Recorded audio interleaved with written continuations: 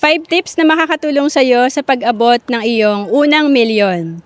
Una is dapat meron kang malalim na reason sa iyong pag-iipon. Para ba yan sa retirement mo? Para ba yan makapag-resign ka sa trabaho?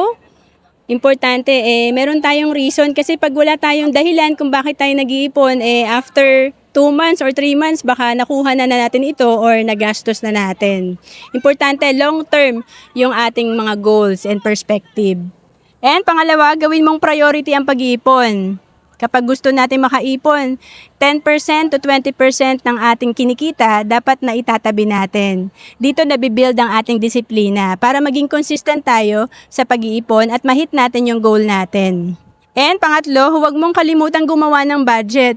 Siyempre, importante na nagbabudget tayo para hindi tayo nag-overspending at na-check natin kung saan ba tayo kailangang mag-improve. And pang-apat, mag-invest ka ng pera. Mas mabilis nating mai-hit ang mga goal natin kung marunong tayo mag-invest kasi mas lalago ito pagka kumikita ito ng more than 1% per year. And pang-lima, maging consistent sa pag-take ng action. Importante kasi meron tayong disiplina. And then kung kailangan natin ng extra income or additional source of income, kailangan meron tayong additional income para mas malaki yung maipon natin. And dapat may sistema tayo or habit para ma-hit natin yung mga goal natin. And to know more about savings and investment, message mo lang ako sa Facebook, Roan Celis Capistrano, or email me at roan.capistrano@gmail.com.